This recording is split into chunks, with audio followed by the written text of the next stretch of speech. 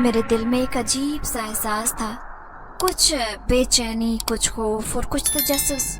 لوگ کہتے تھے کہ یہاں جنات کی حاضری ہوتی اور پیر صاحب کے پاس ایک خاص علم ہے جو عام انسانوں کی دسترس سے باہر ہے۔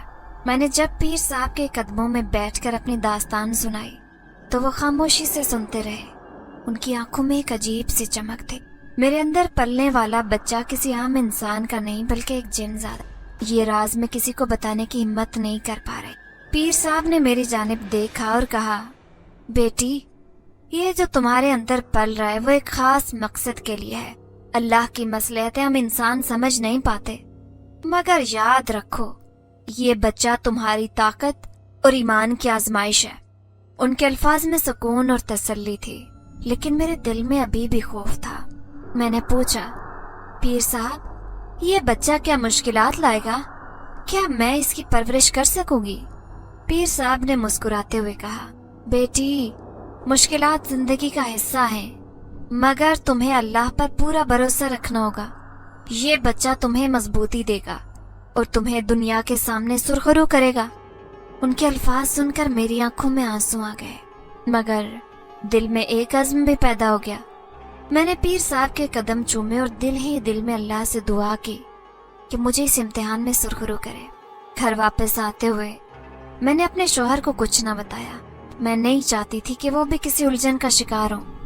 میں نے فیصلہ کیا کہ میں اس راز کو خود ہی سنبھالوں گی اور وقت کے ساتھ سب کو بتاؤں گی۔ میرے دل میں خوف بھی تھا، لیکن اب ایک امید بھی جاگ اٹھی تھی۔ جن ذات کا راز ابھی پردے میں تھا، لیکن میرا دل گواہی دے رہا تھا کہ ایک دن سب ٹھیک ہو جائے گا۔ میرا تعلق نہایت غریب گھرانے سے تھا، جہاں زندگی کی ہر صبح ایک نئی آزمائش کے ساتھ طلوع ہوتی تھی۔ ہم 6 بہنیں تھیں جو ایک چھوٹے سے کچے مکان میں زندگی گزار رہی تھی۔ ہمارا باپ دہاڑی دار مزدور تھا جو روزانہ مزدوری پر جاتا اور کچھ بھی کماتا وہ ہمارے گھر کے خرچوں کے لیے ناکافی ہوتا۔ میری ماں ایک ہنرمند خاتون تھی جنہوں نے محنت اور ہنر سے ہمارے لیے 2 وقت کی روٹی کا انتظام کیا۔ اماں دن رات سلائی کڑھائی کرتی اور کبھی ہم بہنیں بھی ان کے ساتھ مل کر کام کرتی تاکہ کچھ اضافی پیسے کما سکیں۔ ان کی محنت کا نتیجہ تھا کہ ہم زندگی کی مشکلوں کا سامنا کرتے ہوئے بھی ایک دوسرے کے ساتھ جڑے رہتے۔ غربت کے سبب ہم بہنیں صرف میٹرک تک ہی تعلیم حاصل کر سکیں۔ اسکول کے بعد میں نے اپنی ماں کے ساتھ سلائی کڑھائی کا کام شروع کر دیا۔ ہم دونوں مل کر محنت کرتے اور جو کچھ بھی کماتے وہ گھر کے خرچوں کے لیے استعمال ہوتا۔ ہمارے لیے ہر دن ایک نئی جنگ تھی، مگر ہم نے ہار ماننا نہیں سیکھا تھا۔ ہم سب بہنیں اب جوان ہو چکی تھی اور والدین کی پریشانی میں اضافہ ہو رہا تھا۔ اماں اور ابا اکثر رات کے وقت آپس میں باتیں کرتے ہیں۔ ان کی سرگوشیاں سن کر ہمارا دل بے چین ہو جاتا۔ ایک رات میں نے ان کی باتیں سن لی۔ ہماری بچیاں بڑی ہو رہی ہیں، ان کی شادیاں کرنی ہیں، مگر ہمارے حالات تو دیکھو۔ اماں نے آہستہ سے کہا۔ ابا نے گہری سانس لی۔ مجھے بھی ان کی فکر ہے، کوئی مناسب رشتہ مل جائے تو دل کو سکون آئے۔ رشتے والی سے کہو، وہ شاید کوئی مدد کر سکے۔ رشتے والی ہمارے محلے کی ایک بوڑھی عورت تھی جو رشتے کروانے میں ماہر سمجھی جاتی تھی۔ وہ اکثر ہمارے گھر آتی اور اماں سے باتیں کرتی۔ نیلوفر ایک نیک اور محنتی لڑکی ہے، میں ضرور کوئی اچھا رشتہ دیکھوں گی۔ ان باتوں کے دوران میری بہنیں بھی خاموشی سے اماں اور ابا کی باتیں سنتی تھی۔ ہم سب کو اپنی شادی کی فکر ستا رہی تھی، مگر ایک دوسرے کے سامنے کچھ ظاہر نہیں کرتی تھی۔ ہمارے پاس کوئی بھائی بھی نہیں تھا جو والدین کا سہارا بنتا۔ ہمارے لیے ہماری شادیاں کرنا ایک بہت بڑا بوجھ بن چکا تھا۔ اماں کی آنکھوں میں نے کبھی ہار کی جھلک نہیں دیکھی۔ وہ ہمیشہ ہمیں تسلی دیتی تھی، اللہ پر بھروسہ رکھو، وہ سب بہتر کرے گا۔ مگر ان کی آنکھوں کی نمی اور چہرے کی جھریاں ان کی اندرونی پریشانی کی عکاسی کرتی۔ رات کو جب سب سونے چلے جاتے، میں اپنے بستر پر لیٹ کر ان باتوں کو سوچتی اور دعا کرتی کہ اللہ ہمیں ان مشکلوں سے نکالے۔ ہماری زندگی کی ہر صبح ایک نئی امید لے کر آتی، مگر شام ہوتے ہی وہ امیدیں پھر سے مایوسی میں بدل جاتی۔ ایک دن خالہ مہناز، جو کہ محلے میں رشتے کروانے کی ماہر سمجھی جاتی تھی، ہمارے گھر آئی۔ ان کے چہرے پر ایک مسکراہٹ تھی اور آنکھوں میں خوشی کی چمک۔ نیلوفر کے لیے ایک مناسب رشتہ دیکھا ہے، انہوں نے خوشخبری سنائی۔ ان کی کوئی خاص ڈیمانڈ بھی نہیں ہے، बस आप अपनी बेटी को मोहब्बत से जो कुछ भी दें और निकाह करके रुखसत कर दें। अम्मा के चेहरे पर एक सुकून की लहर दौड़ गई। उन्होंने कहा, हम उनको चाय पर बुलाते हैं ताकि आपस में मजीद बातचीत कर सकें। हम सब बहनें बेहद खुश। एक नई उम्मीद जाग उठी थी कि शायद अब हमारी जिंदगी में कुछ खुशियों का इजाफा हो जाएगा। शाम को अम्मा ने पूरे घर को साफ सुथरा किया और मैंने अपना बेहतरीन लिबास पहना। मेरे दिल में कुछ घबराहट हो रही थी और कुछ खुशी भी। जब वो लोग हमारे घर आए तो माहौल में एक अजीब सी रौनक और जोश था। मेरा होने वाला शौहर निहायत खूबसूरत था।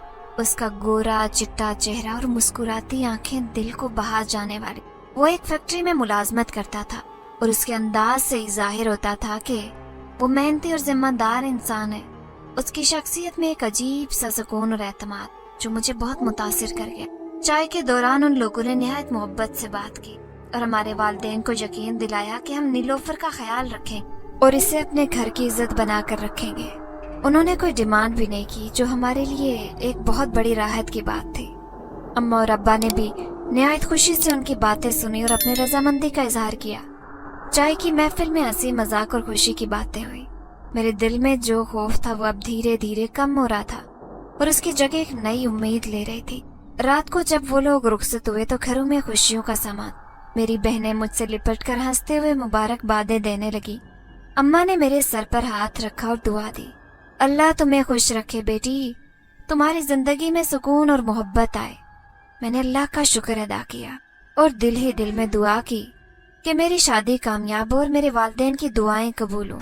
हम सब ने मिलकर उस खुशी के लम्हे को मनाया और उम्मीद की कि आने वाले दिन हमारे लिए खुशियों का पैगाम लेकर आए। हमारी जिंदगी की ये शाम एक नई रोशनी और उम्मीद लेकर आए थे। वालिदैन की दुआएं और हमारी मेहनत हमें एक बेहतर मुस्तकबिल की उम्मीद दिलाती थी। उस रिश्ते की बात ने हमारे दिलों में खुशियों का चिराग रोशन कर दिया था। मैं खुश थी कि मेरे वालिदैन की परेशानी में कुछ कमी होगी। उनकी आंखों में जो तवील मुद्दत से परेशानी और मायूसी नजर आती थी, अब उसकी जगह एक उम्मीद ने ले ली थी। मेरे वालिद अब ज्यादा मेहनत करने लगे थे ताकि वो अपनी हैसियत के मुताबिक मुझे कुछ जहेज दे सके। वो सुबह सवेरे मजदूरी पर निकल जाते और शाम को थके हारे वापस आते, मगर उनके चेहरे पर एक अजीब सी चमक और इत्मीनान होता था। मेरी माँ भी अपनी पूरी तवानाई और मोहब्बत के साथ शादी की तैयारियों में लगी थी। वो दिन रात सिलाई कढ़ाई में मसरूफ रहती। कभी मेरे लिए खूबसूरत कपड़े तैयार करती और कभी मेरी बहनों के साथ मिलकर घर की सफाई और सजावट की मंसूबाबंदी करती। हमारे घर का कोना अब नए सिरे की जिंदगी की खुशियों की आमाज का बन रहा था। उन लोगों ने 2 माह के अंदर शादी की तारीख मांगी थी। हम चाहते थे कि हम जल्द अज जल्द तैयारियां मुकम्मल कर सकें। मेरे वालिदैन ने ये फैसला किया कि शादी की तकरीब सादा होगी मगर मोहब्बत और खुलूस से भरपूर होगी। हमारे घर के पास एक छोटा सा बाग था जहां हमने शादी की तकरीब मुनक्किद करने का इरादा किया। मेरी बहनें भी शादी की तैयारी में बढ़ चढ़कर हिस्सा लेने लगी। हर वक्त मसरूफ रहती। कभी मेरे कपड़े बनाया करती, कभी शादी की रसूमात के लिए जरूरी सामान की फहरिस्त बनाती। उनकी हंसी और खुशियों की गूंज से घर में एक नया जोश और जज्बा पैदा हो रहा था। मोहल्ले की औरतें भी हमारी मदद करने के लिए आईं। खाला महनाज ने हमारी शादी की तैयारियों में बहुत मदद की। वो मुख्तलिफ रिश्तेदारों और मोहल्ले की औरतों को भी बुलाती जो सब मिलकर हमारी मदद करती। वालिदैन की दुआएं और हमारी मेहनत हमें एक बेहतर मुस्तकबिल की उम्मीद दिलाती थी।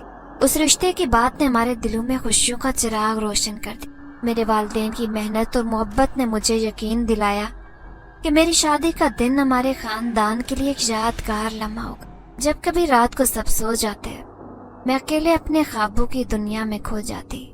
अपने होने वाले शोहर के बारे में सोचती कि उनके साथ जिंदगी के हसीन लम्हे गुजारने के ख्वाब देखती। मेरे दिल में उम्मीदें थी, ख्वाब थे और सबसे बढ़कर एक नया एतमाद था कि आने वाले दिन हमारे लिए खुशियों का पैगाम लेकर आए। शादी होकर जब मैं ससुराल आई तो दिल में खुशी और कुछ खौफ भी था। नई जगह, नए लोग और एक नई जिंदगी का आगाज होने वाला। मेरी सास ने निहायत मोहब्बत से मुझे घर में खुशामदीद कहा और मुझे यकीन दिलाया कि अब मैं उस घर की बेटी हूँ।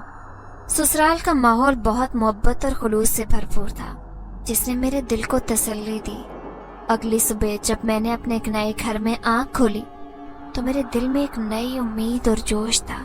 मैं नहा धोकर बाहर आई तो मेरी सास मेरे इंतजार में थी। उन्होंने मुझे देखते ही मुस्कुरा कर कहा, बेटी آج تم نے اپنے ہاتھ کی کھیر بنانی ہے. یہ ایک رسم ہے کہ نئی دلہن کچھ میٹھا پکاتی ہے، پھر ہم اس کو محلے میں بانٹتے ہیں. ان کی باتیں سن کر میں خوشی سے مسکرا دی اور کچن میں چلی. میں نے کھیر بنانے کی تیاری شروع کر دی.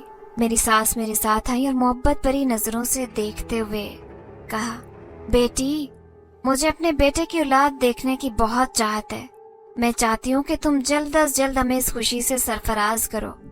ان کی یہ بات سن کر میرے دل میں ایک عجیب سی کیفیت پیدا ہو گئی. ایک طرف یہ خوشی کہ وہ مجھ سے اتنی محبت کرتی ہیں، اور دوسری طرف ایک دباؤ کہ میں ان کی امیدوں پر پورا اتروں. میں نے کھیر بناتے ہوئے اللہ سے دعا کی کہ وہ مجھے اور میرے شوہر کو اس قابل بنائے کہ ہم اپنے خاندان کو خوشی دے سکیں. کھیر تیار کر کے جب میں نے ان کے سامنے پیش کی تو انہوں نے محبت سے میری تعریف کی اور کہا، بیٹی، تمہارے ہاتھ میں واقعی جادو ہے. ان کے الفاظ نے میرے دل کو مزید سکون دیا. سسرال میں میری زندگی کی شروعات محبت اور خلوص سے ہوئی. میری ساس نے مجھے اپنی بیٹی کی طرح رکھا اور ہر قدم پر میری رہنمائی کی. میں نے دل سے دعا کی کہ اللہ ہمیں جلد از جلد اس خوشی سے نوازے جس کی میری ساس کو اتنی چاہت تھی. گھر کے باقی افراد بھی نہایت محبت اور خلوص سے پیش آتے ہیں.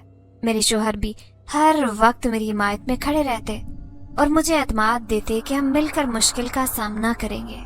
ہم دونوں نے مل کر اپنی زندگی کی گاڑی کو آگے بڑھانے کا عزم کی اور اپنے والدین کی دعاؤں اور محبت کے سائے میں نئی زندگی کی شروعات کی. ہر گزرتے ماہ کے ساتھ میری ساس کو ایک امید ہوتی کہ شاید اس مہینے انہیں خوشخبری ملے، مگر ہر بار مایوسی کا سامنا کرنا پڑتا. ان کے چہرے پر امید کی جگہ اداسی اور خاموشی نے آہستہ آہستہ مجھ سے دور ہونے لگی اور باتیں کم کرنے لگی. ان کی محبت اور خلوص میں کمی آنے لگی اور ان کی نظروں میں ایک سوالیہ نشان اور مایوسی کی جھلک بڑھتی جا رہی تھی. میرے شوہر کے 2 اور بھائی تھے اور میری شادی کو 3 سال کا عرصہ گزر چکا تھا. اب ساس نے مجھ سے امید لگانا چھوڑ دی اور اپنے دوسرے بیٹے کی شادی کے لیے لڑکی ڈھونڈنے کا فیصلہ کیا. میری خواہش تھی کہ وہ میری بہن کو بیاہ کر کے میری دیورانی بنائے تاکہ ہماری خاندانی محبت اور مضبوط ہو سکے. مگر رشتے والی خالہ نے جب یہ تجویز دی تو ساس نے صاف انکار کر دیا. انہوں نے کہا، نیلوفر کی بہن کو اپنی بہو بنانے کی غلطی نہیں کر سکتی. ایک بہن بانجھ نکلی ہے، کیا پتا دوسری بھی ایسی ہو. ان کے الفاظ سن کر میرا دل پوری طرح سے چھلنی ہو گیا. مجھے یقین نہیں آ رہا تھا کہ میری ساس، جنہیں میں اپنی ماں کی طرح سمجھتی تھی، میرے لیے ایسے الفاظ کہہ سکتی ہیں. ان کے الفاظ نے میرے دل میں گہرا زخم چھوڑا تھا. میری وجہ سے اب میری بہنوں کے رشتے میں بھی رکاوٹ پڑ رہی تھی. میں نے کبھی یہ تصور نہیں کیا تھا کہ میرے لیے ایسے الفاظ ان کے منہ سے نکلیں. میں دن رات ان کی خدمت کرتی، ان کا خیال رکھتی، مگر اس سب کے باوجود مجھے ان کی محبت اور اعتماد سے محروم ہونا پڑا. میرے دل میں ایک عجیب سی کیفیت پیدا ہو گئی تھی. ایک طرف اپنے شوہر کی محبت اور ان کا ساتھ تھا جو مجھے ہر قدم پر حوصلہ دیتے، دوسری طرف میری ساس کے تلخ الفاظ اور ان کا رویہ تھا. میں نے دل ہی دل میں اللہ سے دعا کی کہ وہ مجھے اس آزمائش سے نکالے اور میری ساس کے دل میں میرے لیے محبت اور احترام دوبارہ پیدا کرے. اس مشکل وقت میں میرے شوہر نے مجھے بہت سہارا دیا. انہوں نے ہمیشہ میری حمایت کی اور کہا، نیلوفر، میں تمہارے ساتھ ہوں، ہم مل کر ہر مشکل کا سامنا کریں گے. ان کے الفاظ نے میرے دل کو کچھ سکون دیا، مگر میری ساس کے رویے کی تلخی میرے دل میں باقی رہی. جب بھی اماں کی طرف جاتی تو اماں ایک ہی سوال کرتی، بیٹا، تیری طرف سے خوشخبری کب سننے کو ملے گی؟ ان کی آنکھوں میں امید کی چمک اور دل میں بے چینی ہوتی. میں ہر بار آنکھوں میں آنسو لے کر جواب دیتی، پتہ نہیں اماں، میری قسمت میں یہ خوشخبری لکھی بھی ہے یا نہیں. میرے دل پر ایک بوجھ سا رہتا کہ میں اپنی ماں کی امیدوں پر پورا نہیں اتر پا رہی. خاندان کی کسی بھی شادی یا تقریب میں جاتی تو سبھی لوگ یہی سوال کرتے، نیلوفر، تیری شادی کو تو اتنا عرصہ ہو گیا ہے، کیا ابھی بھی تیری طرف سے کوئی خوشخبری کی امید نہیں؟ ان کے سوالات اور باتیں میرے دل کو چھلنی کر دیتی. کوئی کہتا فلاں کی بہو کے دوسرے ماہ خوشخبری آ گئی تھی، کوئی کہتا کسی کے یہاں 5 ماہ میں خوشخبری ہو گئی تھی، تیرے یہاں اب تک کیوں نہیں؟ ان کی باتیں میرے دل کو بہت تکلیف پہنچاتی. مجھے لگتا تھا کہ میں ہر کسی کی نظروں میں ایک ناکام عورت ہوں جسے اپنے خاندان کو وہ خوشی نہیں دے سکتی جو وہ چاہتے ہیں.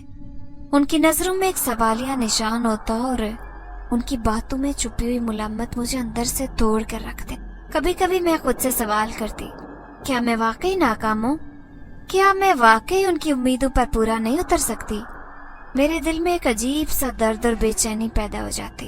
मैंने कभी तसव्वुर नहीं किया था कि मेरी जिंदगी में ये वक्त आएगा जब मैं अपने खानदान और ससुराल वालों के लिए एक सवालिया निशान बन जाऊंगी।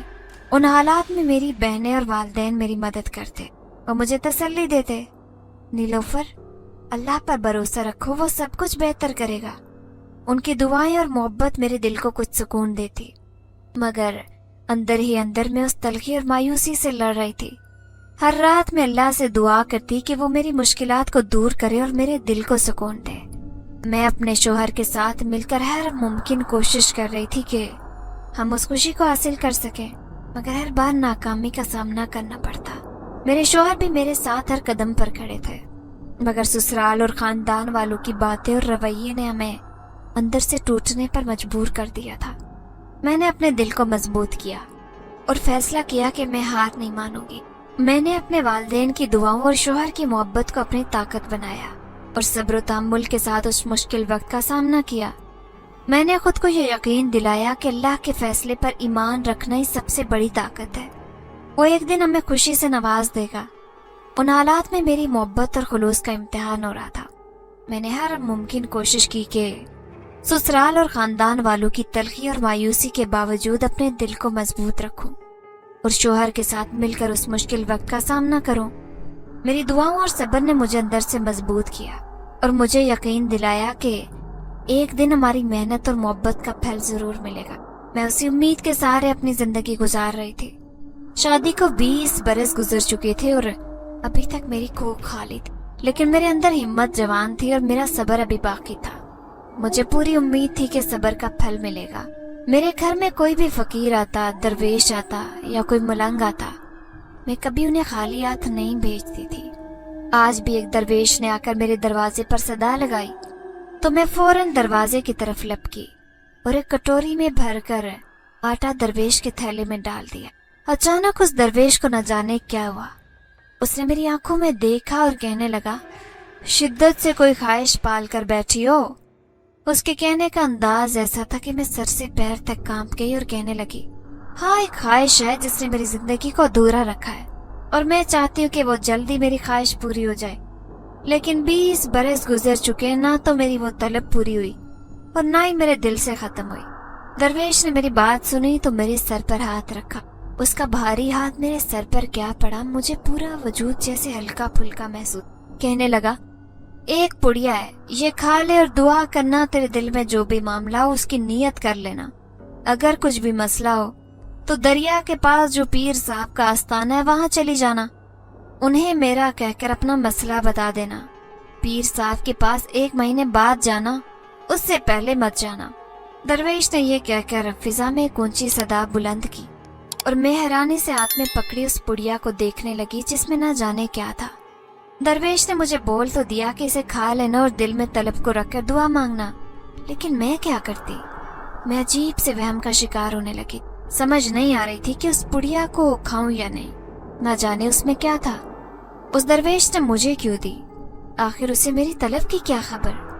मैंने दरवेश की आमद के बारे में अपने शौहर को भी नहीं बताया और उस पुड़िया को संभाल कर रख दिया। अभी मेरा दिल नहीं चाह रहा था कि मैं वो खाऊं, क्योंकि मुझे दरवेश की बातों पर यकीन नहीं था। लेकिन उस रात एक ऐसी बात हुई जिसने मुझे वो पुड़िया खाने पर मजबूर कर दिया। मैं रात को हस्बे मामूल शौहर के साथ सहन में चारपाई बिछाकर सोई थी कि अचानक मुझे ऐसा महसूस हुआ जैसे कोई रोशनी मेरी तरफ लपकी है। मैंने एकदम से उसको पकड़ने के लिए अपना हाथ आगे बढ़ाया तो मेरे हाथ में कुछ आ गया, जिसे मैंने हैरत से देखा। वो रोशनी वहां से गायब हो गई थी, लेकिन मेरे हाथ में मौजूद चीज अभी बाकी थी। वो एक सुनहरे रंग का पत्थर था जो बहुत कीमती मालूम होता था। मैं हैरत से उलट पलट कर देख रही थी कि अचानक मेरी आंख खुल गई। मैं एकदम घबरा कर उठ बैठी। मेरा सारा वजूद पसीने में भीग चुका था और उस वक्त यूं लग रहा था जैसे मेरे हाथ में पत्थर पकड़ा हुआ, लेकिन मेरे हाथ बज़ाहिर खाली थे। मैं हैरत से उस अजीबोगरीब ख्वाब को देखती रही। समझ नहीं आ रही थी कि दरवेश और उस ख्वाब का क्या ताल्लुक है। मैं बेहद हैरान थी, लेकिन एक बात तो मुझे भी समझ आ गई थी कि मुझे वो पुड़िया खा लेनी चाहिए और दरवेश की हिदायत के मुताबिक مجھے اپنی خواہش کو دل میں دبا لینا چاہیے، اور اگلے دن میں نے ایسا ہی کیا۔ اپنے شوہر کی مرضی کے بغیر ہی میں نے وہ پڑیا کھا لی۔ اپنی خواہش کو دل میں دبا لیا اور سوچ لیا کہ اگر اس پڑیا کے کھانے سے میرے دل کی مراد پوری ہوئی تو میں کبھی کسی فقیر کو اپنے در سے خالی نہیں لوٹاؤں گی۔ یہ سوچ کر میں کافی مطمئن ہو گئی اور روزانہ کے کاموں میں اسی طرح مصروف رہنے لگی۔ درویش نے کہا تھا کہ 1 مہینے بعد پیر صاحب کے پاس واپس جانا۔ اب میں دن گن گن کر گزار رہی تھی، اور پھر جیسے ہی 1 مہینہ پورا ہوا میں اپنے شوہر سے پیر کے آستانے پر جانے کا کہنے لگی۔ پہلے تو وہ بہت حیران ہوئے اور کہنے لگے، تم تو کبھی بھی پیر صاحب کے آستانے پر نہیں گئی، پھر اب کیا ہوا؟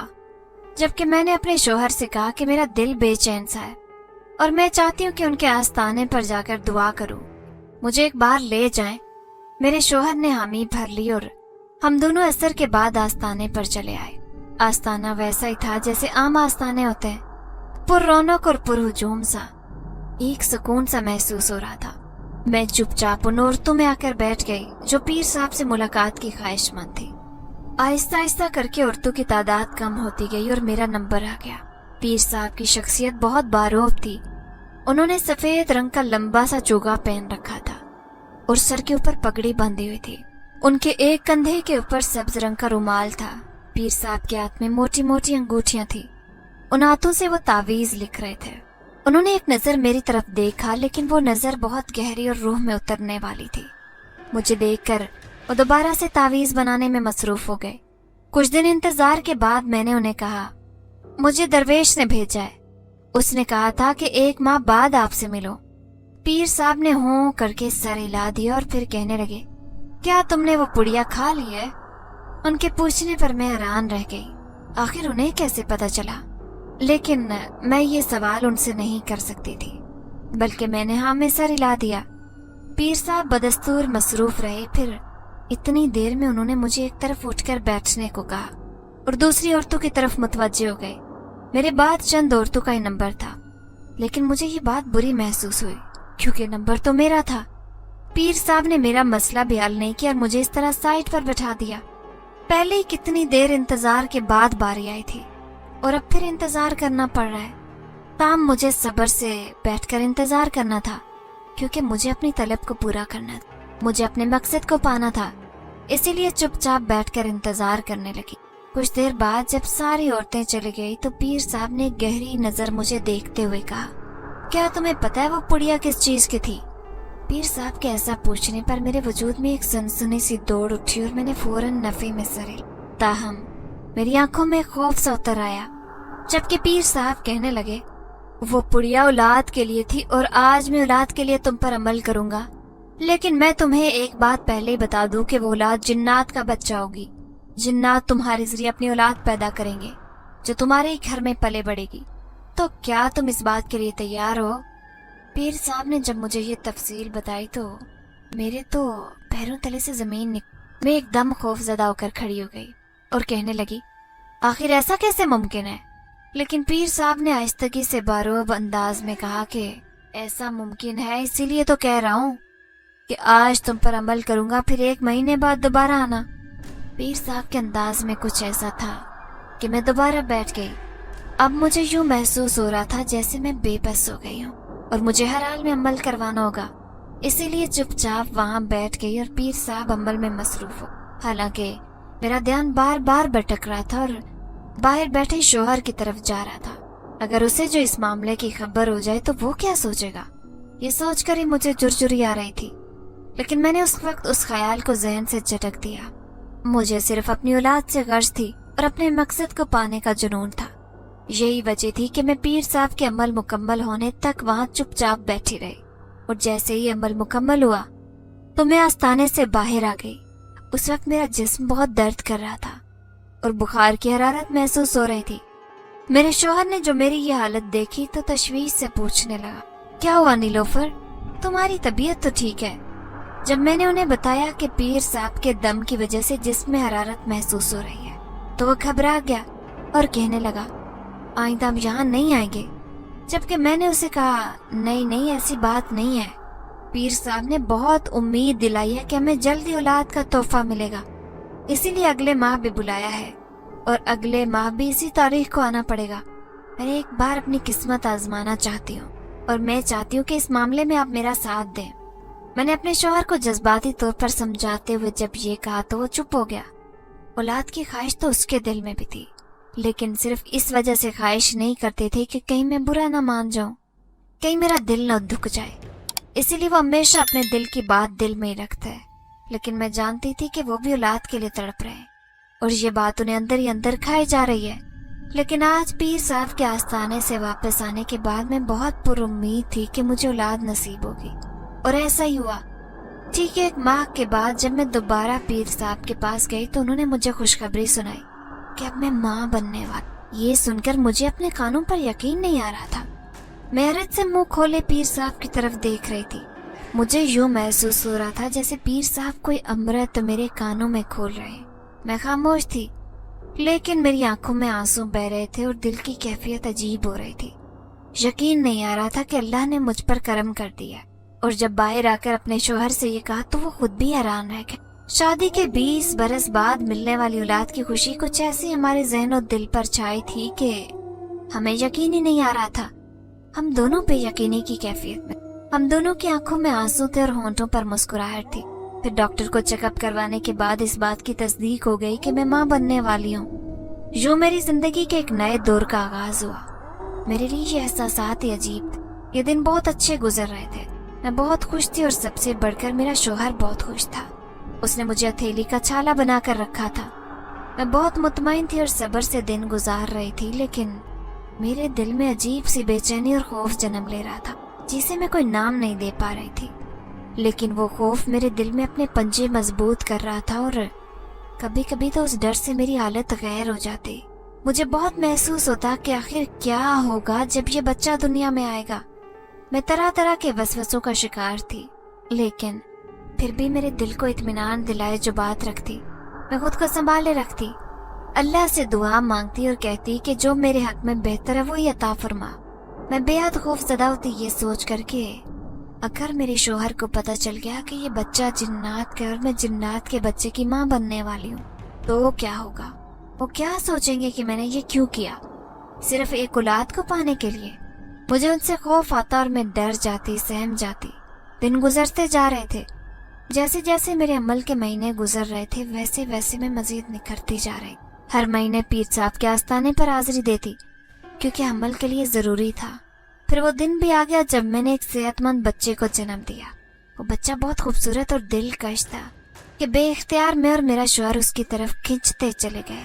मुझे उसे देखकर यकीन नहीं आ रहा था कि मैं माँ बन गई हूँ। वो बच्चा जिसका नाम हमने बहुत शौक से शहरोज रखा था बेपनाह खूबसूरत था और दिखने में उम्र से बड़ा नजर आता। हम दोनों मियाँ बीवी तो उसकी नजरें उतारते नहीं थकते। जैसे ही वो 40 दिन का हुआ तो मैं उसे पीर साहब के आस्थाने पर ले आई क्योंकि उनका हुक्म था कि ये बच्चा 40 दिन का हो जाए तो इसे मेरे पास ले आना। इसीलिए बेटे को लेकर पीर साहब की तरफ चल पड़ी। पीर साहब ने बच्चे को देखा तो बहुत खुशी का इजहार किया और कहने लगे, मुझे उम्मीद नहीं थी कि तुम बच्चे को लेकर मेरे पास आओगी, क्योंकि अमूमन जिनकी औलाद हो जाती है वो अपने बच्चों को दोबारा आस्थानों में लेकर नहीं आते। जबकि मैंने अकीदत से सर झुकाते हुए कहा, पीर साहब मुझे तो औलाद आपके फैज़ से हासिल हुई, तो क्यों ना इसे यहाँ लेकर आती। इसे भी तो आपकी दुआ चाहिए। ये आप इसके सर पर दस्ते शफकत रखें ताकि वो हमेशा कामयाब और सेहतमंद रहे। मैंने बच्चे को पीर साहब के आगे कर। पीर साहब ने सर हिलाकर बच्चे के चेहरे पर हाथ फेरा और कुछ पढ़ाई करके मेरे बच्चे के ऊपर दम किया। मेरा बच्चा जो पहले इधर उधर देख रहा था एकदम सुकून से आंखें बंद कर गया। पीर साहब काफी देर पढ़ाई करते रहे और बच्चे के ऊपर फूंक मारते रहे। फिर कहने लगे, ये बच्चा बिल्कुल पुरसकून रहेगा। इसके अंदर जो जिन्नात का शर और खुसूसियात हैं वो मैंने खत्म कर दी हैं। उम्मीद है ये तुम्हें तंग नहीं करेगा।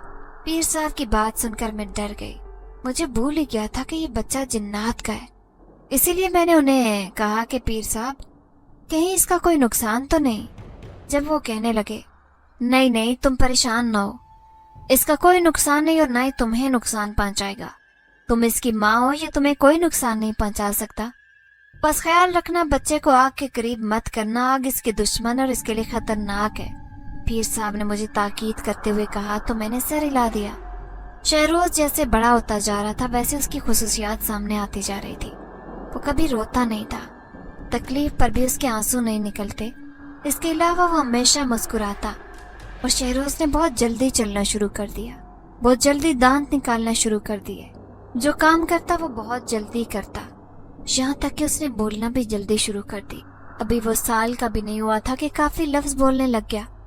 मैं और मेरा शौहर इस बात पर हैरान होते, लेकिन मैं तो इस बात के पीछे छुपे हुए सच को जानती थी। इसलिए मुझे तो खबर थी कि शहरोज में ये खुसूसियात क्यों है, लेकिन मेरे शौहर को इस बात की खबर नहीं थी।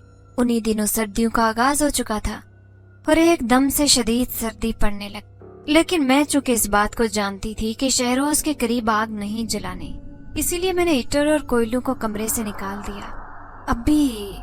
अब की बार हमने कोई भी हीटर वगैरह नहीं जलाया, जबकि मेरे शौहर को काफी सर्दी लगती और वो अक्सर उठकर बावर्ची खाने में जाकर बैठ जाते। मैं उनकी हालत देखती तो मुझे अफसोस होता, लेकिन मैं क्या कर सकती थी। अपने बच्चे के लिए तो मुझे ये कुर्बानी देना ही थी। लेकिन एक रात जब मेरे शौहर को शदीद बुखार था और उनकी तबीयत काफी खराब थी, तो उन्होंने मुझे इस बात की दरखास्त की कि यहाँ पर हीटर जला दो, मुझे बहुत सर्दी महसूस हो रही है और ठंड भी लगती जा रही है। मेरे शौहर की कपकपाती आवाज मुझे बखूबी इस बात का एहसास दिलाया कि उन्हें वाकई सर्दी महसूस हो रही है। लेकिन मैं क्या करती। मैं शहरोज की वजह से मजबूर थी और अपने शौहर को इस बात का सच नहीं बता सकती थी, क्योंकि अगर मैं सच बताती तो शायद उन्हें नागवार गुजरता। इसीलिए चुपचाप बैठी रही और शौहर के ऊपर एक और रजाई लाकर डाल दी। लेकिन उन्हें फिर भी ठंड महसूस हो रही थी। वो यही कह रहे थे कि यहाँ मेरे करीब हीटर जला दो। उनकी हालत के पेश नजर मजबूरन उठकर मुझे हीटर लगाना पड़ा। अभी लगाए हुए कुछ ही देर गुजरी थी कि शहरोज की रंगत सुर्ख होना शुरू हो गई। उसकी आंखें अजीब से लाल रंग की होने लगी और चेहरे के तासुरात भी अजीब होते जा रहे थे।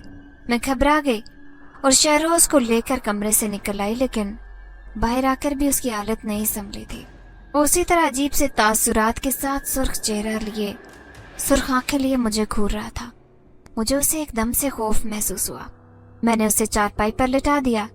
हालांकि बाहर बहुत सर्दी थी, लेकिन शहरोज को आग महसूस हो रही थी, तपश महसूस हो रही थी और बार बार अपने सीने पर हाथ मारता। मुझे अब अपनी गलती का शिद्दत से एहसास हो गया था। मुझे बखूबी इस बात का इदराक हो गया था कि पीर साहब ने क्यों मना किया था। अब मैं पछता रही थी। मुझे ऐसा नहीं करना चाहिए था, क्योंकि अब शहरोज की हालत गैर होती जा रही थी। रात का वक्त था, मैं उसे कहीं लेकर भी नहीं जा सकती थी। मैं उसके सिराने बैठ गई और जितनी आयतें और दुआएं आती थी वो सब पढ़ती जा रही थी, उसके ऊपर फूंकती जा रही थी। कुछ समझ नहीं आ रहा था कि क्या करूं। बेबसी के मारे मेरी आंखों में आंसू आ गए थे। मेरा बच्चा शदीद तकलीफ में था और अंदर मेरा शौहर कमरे में आराम से सो चुका था। उन्हें राहत मिली तो वो सो गए, जबकि मैं बाहर इतनी सर्दी में शहरोज को लेकर बैठी थी, लेकिन वो अपने सीने पर हाथ मारता जा रहा था। मुझे ऐसा लग रहा था जैसे उसे दबाव महसूस हो रहा है, जैसे उसे यूं लग रहा है कि धुआं उसके अंदर चला गया है। मैं अजीब सी कैफियत का शिकार थी। मुझे बच्चे की भी फिक्र थी और शौहर की भी परेशानी। खुदा खुदा करके सुबह हुई, लेकिन अभी तक शहरोज की हालत नहीं संभली थी। इसीलिए मैं सुबह होते ही शौहर को नाश्ता करवा कर उन्हें पीर साहब के पास जाने का कहकर चली आई। मैंने शहरोज को गोद में उठा रखा था। उसकी हालत रात जैसी थी। मैं बहुत परेशानी से पीर साहब के पास आई। पीर साहब उमूमन उस वक्त औरतों की फरियाद नहीं सुनते थे, लेकिन चूंकि मैं परेशानी में आई थी, इसीलिए उन्होंने मुझे वक्त दिया। जब उन्होंने शहरोज की हालत देखी तो मुझसे काफी गुस्सा हुए और कहने लगे, जब मैंने तुम्हें एक बार मना किया था कि आग को इससे दूर रखना है, फिर तुमने ऐसा क्यों किया? अब मेरे हाथ से सारी बात निकल चुकी, अब कुछ नहीं हो सकता। पीर साहब के मुंह से ये सुनकर मैं दंग रह गई और उनसे पूछा, आखिर आप क्या कह रहे हैं? क्या नहीं हो सकता? मैंने अपने खौफ को जुबान दी तो पीर साहब कहने लगे, अब ये बच्चा वापस अपनी दुनिया में जाएगा। अब ये यहाँ पर नहीं रह सकता, क्योंकि तुमने इसका सही से ख्याल नहीं रखा, मेरे हुक्म की खिलाफ वर्जी की है। अब इसके माँ बाप इसको यहाँ नहीं रहने देंगे, लिहाजा ये जिन्नात की दुनिया में चला जाएगा। पीर साहब के मुंह से ये सुनकर मैं हैरत के मारे दंग रह गई। मुझे यकीन नहीं आ रहा था कि ऐसा भी हो सकता है। मैं वहीं बैठकर रोने लगी और पीर साहब के आगे फरियाद करने लगी, मुझे माफ कर दो, मुझसे बहुत बड़ी गलती हो गई है, आइंदा ऐसा नहीं करूंगी। मैं पीर साहब से कहती जा रही थी, लेकिन वो कह रहे थे कि अब मुमकिन नहीं है। इसके माँ बाप ने पहले ही जिन शर्तों के ऊपर मुझे ये बच्चा दिया था मैं तुम्हें बता चुका था, लेकिन तुमने इसका ध्यान नहीं किया। अब ये वापस जाएगा, तुम जानती भी नहीं हो कि ये बच्चा जिन्नात के शाही खानदान से है और सिर्फ इसकी हिफाजत के ख्याल से इसके माँ बाप ने इसे तुम्हारी खोख में डाल दिया था, क्योंकि वहाँ पर इक़्तिदार की जंग की वजह से इसकी जान को खतरा था। अगर वहाँ के मुकामी लोगों को पता चल जाता कि ये बच्चा आने वाला बादशाह होगा तो वक्त से पहले मार देते, इसीलिए तुम्हारी खोख में दिया था। लेकिन तुमने भी इसका ख्याल नहीं किया। अब मैं कुछ नहीं कर सकता, अब ये उन्हीं के खानदान में पलेगा, उन्हीं के महल में रहेगा। पीर साहब ने ये कहा और फिर कुछ अमल करके दुआएं पढ़ी और शहरोज के ऊपर फूंक मार दी। मैं हैरत से दमबखूद ये अमल देख रही थी। मुझे नहीं मालूम पीर साहब क्या कर रहे थे, मैं तो उनकी बातों की वजह से परेशान होकर बैठ गई। उनके अमल को हैरानी से देख रही थी।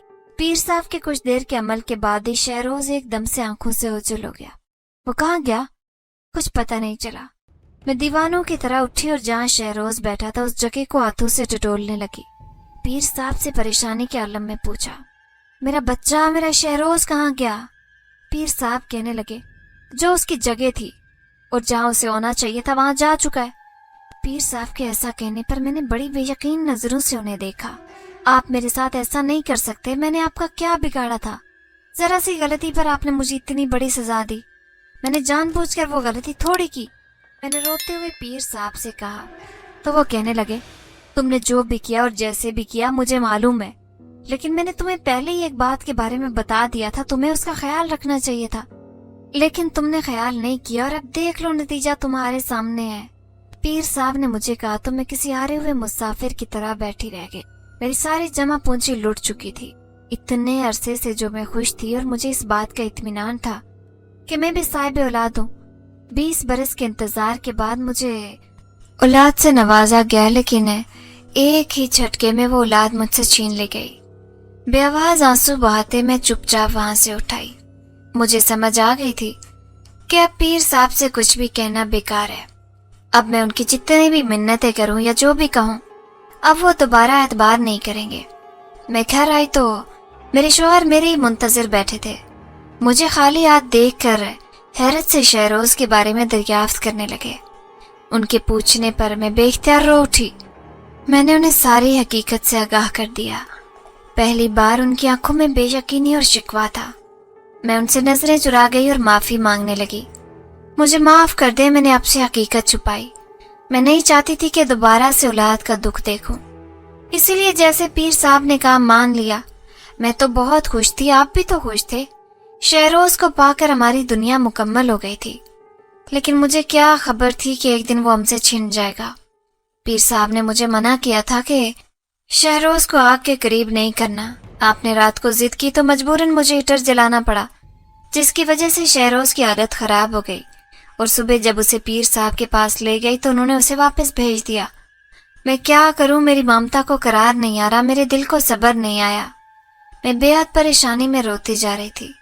फिर रोते रोते कब बेहोश होकर गिर गई, कुछ समझ नहीं आई। शहरोज के बाद जिंदगी बोझल हो गई थी। हर लम्हे मुझे यही एहसास होता कि जैसे मैंने उसे अपने हाथों से गंवाया है। एक जुर्म का एहसास मेरे साथ रहता। उस दिन के बाद से मेरे शौहर का रवैया भी मेरे साथ कुछ खराब सा था।